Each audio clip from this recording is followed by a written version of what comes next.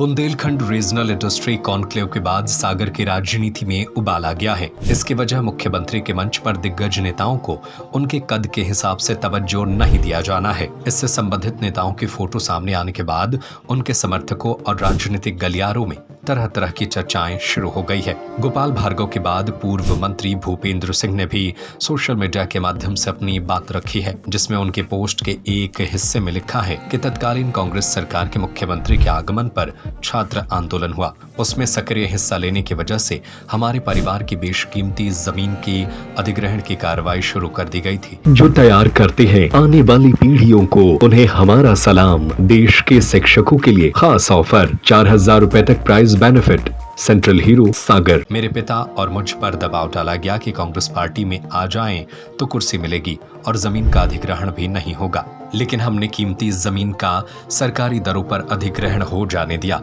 लेकिन विचारधारा त्याग कर कांग्रेस में जाने और कुर्सियां लेने की प्रस्ताव को ठोकर मार दी। दरअसल भूपेंद्र सिंह ने यह पोस्ट एक समाचार पत्र में छपी खबर को लेकर की है। उन्होंने लिखा है कि आज एक समाचार पत्र में इस आशय की पंक्ति पढ़कर मन व्यथित हुआ, जिसमें लिखा गया है कि सागर इन्वेस्टर कॉन्क्लेव के मंच पर अपनी कुर्सी लगवाने के लिए मैंने प्रयास किए या बैठक व्यवस्था से मुझे ऐतराज था।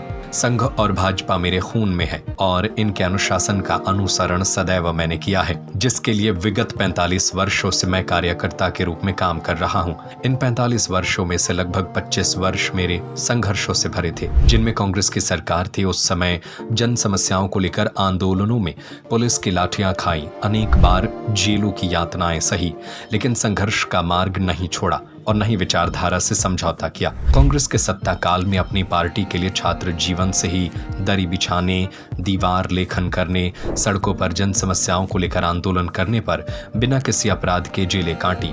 तब अनेक दिन ऐसे थे जब जेलों में खाना नहीं मिला, कड़ाके की सर्दी में दरी और कंबल भी नहीं मिले और जेल के अंदर फर्श पर बैठे बैठे ही रात गुजारी। तब युवा अवस्था थी जब कांग्रेस सरकार ने मुझे प्रताड़ित करने के लिए 1 वर्ष तक लगातार जेल में रखा और इस दौरान 7 बार जेलें बदली, पर मैं झुका नहीं। पुलिस ने पीटा, दर्जनों झूठे मुकदमे लगाए गए। मुझे स्मरण आता है कि मुख्यमंत्री अर्जुन सिंह के सागर आगमन पर छात्र आंदोलन हुआ। तब उसमें सक्रिय हिस्सा लेने के प्रतिशोध में हमारे परिवार की बहुत सारी बेशकीमती जमीनों की अधिग्रहण की कार्रवाई शुरू कर दी गई थी। मेरे पूज्य पिता और मुझ पर दबाव डाला गया कि कांग्रेस पार्टी में आ जाएं तो कुर्सी मिलेगी और जमीन का अधिग्रहण भी नहीं होगा, लेकिन हमने कीमती जमीनों का सरकारी दरों पर अधिग्रहण हो जाने दिया। लेकिन विचारधारा त्याग कर कांग्रेस में जाने और कुर्सियां लेने के प्रस्ताव को ठोकर मार दी।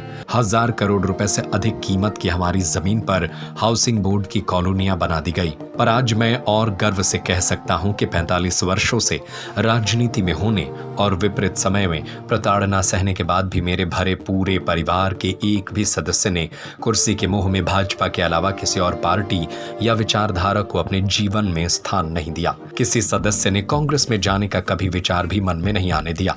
संघ और भाजपा के प्रति यही वैचारिक दृढ़ता और अनुशासन आज हमारी सर्वश्रेष्ठ पूंजी है। कुर्सियों का मोह हमने तब नहीं किया, तो अब कुर्सियों के लिए मोह और समझौते क्या करेंगे? कुर्सियों की चाह मन में होती तो सारे संघर्ष और जेलों की यातनाएं क्यों सही होती? जो तैयार करते हैं आने वाली पीढ़ियों को, उन्हें हमारा सलाम। देश के शिक्षकों के लिए खास ऑफर, 4000 रुपए तक प्राइज बेनिफिट। सेंट्रल हीरो सागर।